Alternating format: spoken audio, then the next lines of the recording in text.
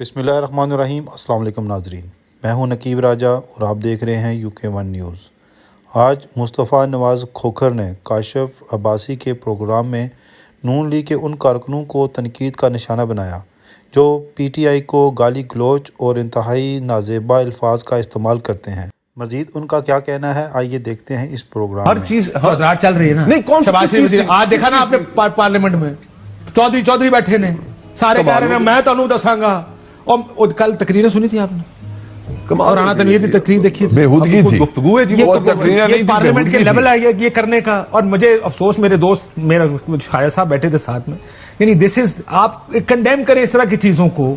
You don't, Khwaja Sahab तो तालियां मार रहे सन, मनु यही अफसोस होया कि वो तालियां बजा रहे थे, वो डेस्क बजा रहे थे साथ बैठे।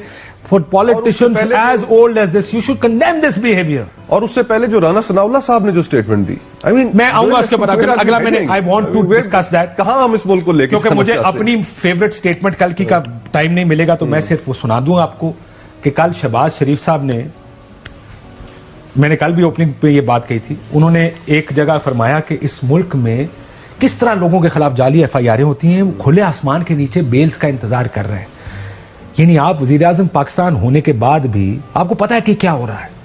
पुलिस जाली FIR काट रही है, लोगों को बेलें नहीं मिल रही, और उनको तकलीफ इस बात की नहीं थी, उनको तकलीफ इस बात की थी इमरान खान को बेल क्यों मिल रही। और सियासतदानों का आलम यह है कि वो एक दूसरे को, कल परसों जो राना सनाउल्लाह साहब ने जो गुफ्तगू की, फिर उसके बाद जो आप दूसरी बात कह रहे हैं, मैं सुना देता हूं जरा एक छोटा क्विक के लिए, कि या हम होंगे या इमरान खान होगा, या वो बचेगा या हम बचेंगे।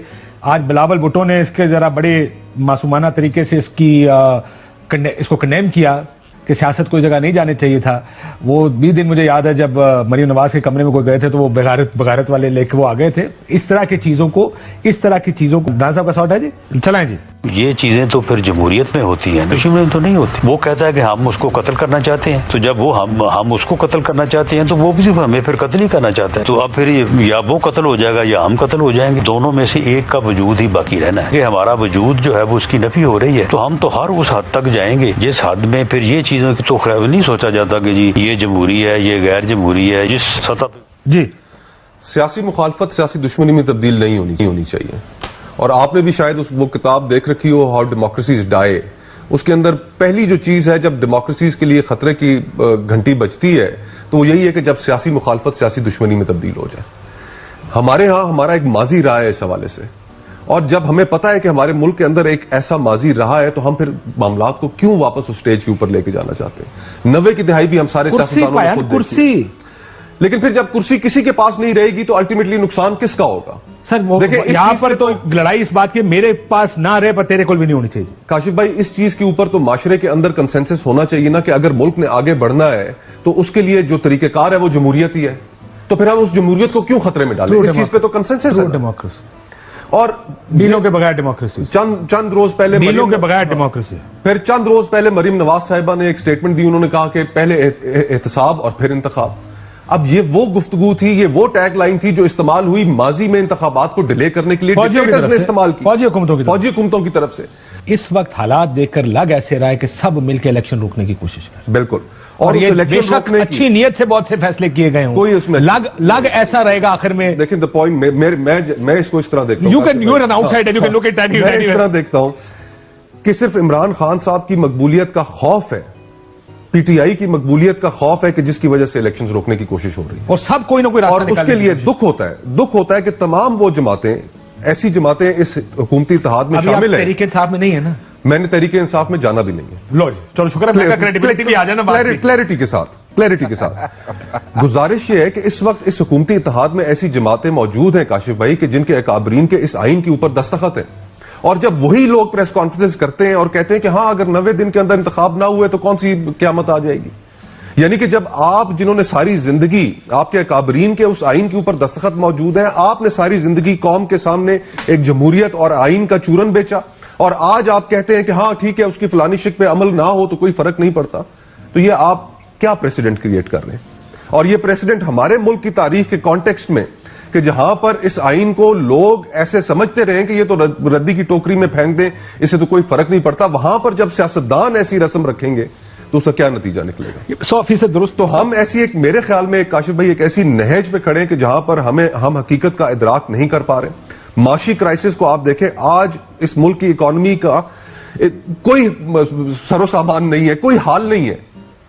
کسی کو کوئی پتہ نہیں ہے کہ اس ملک میں اگلے چند ہفتوں میں ہمارے ساتھ کیا ہونے جا رہا ہے. وہ دوست ممالک جو ہمیشہ پاکستان کی مدد کو آتے تھے آج نہیں آ رہے.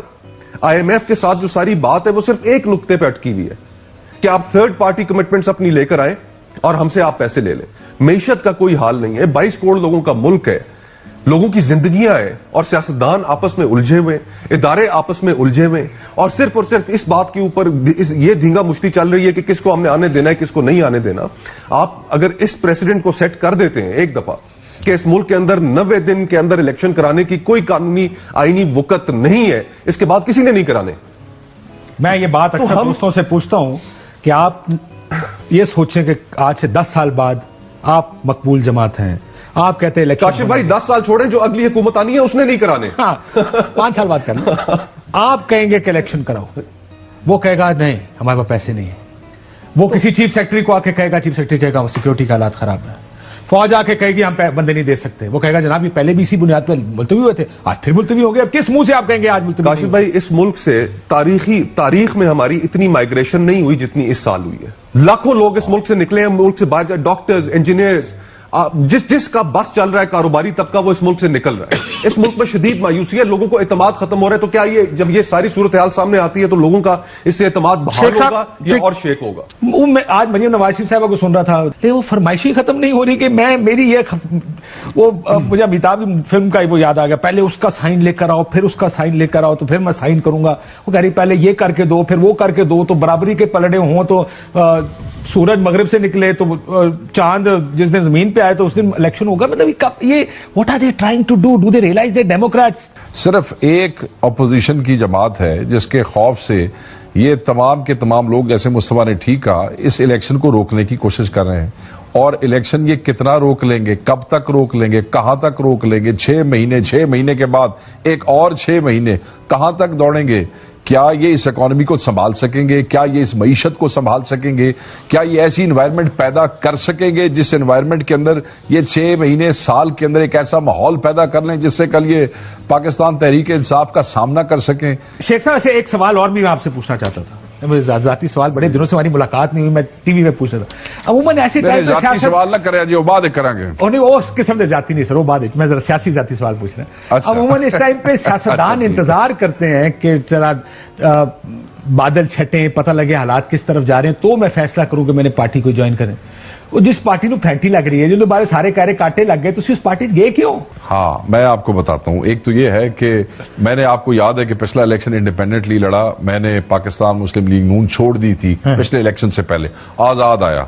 اور یہ روایت رہی ہے کہ جب پارٹیاں اقتدار میں ہوتی ہیں لوگ اس وقت قریب جاتے ہیں.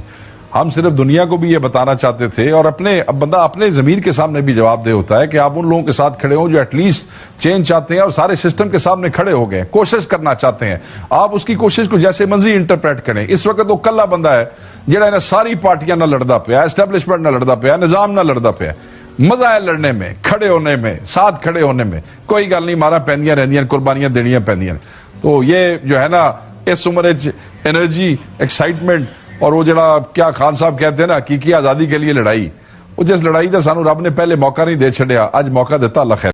جی تو ناظرین، آپ نے دیکھا اس پروگرام کے اندر سینئر سیاستدان مصطفیٰ نواز کھوکھر، جو کہ پہلے پیپل پارٹی میں ہوتے تھے، انہوں نے کھل کر تنقید کی ہے. کاشف عباسی بھی ان کی اس بات سے ایگری کرتے ہیں. مزید آپ خود بہتر جانتے ہیں کہ اس پروگرام کے اندر کون صحیح ہے کون غلط. نقیب راجہ، UK1 نیوز، لندن.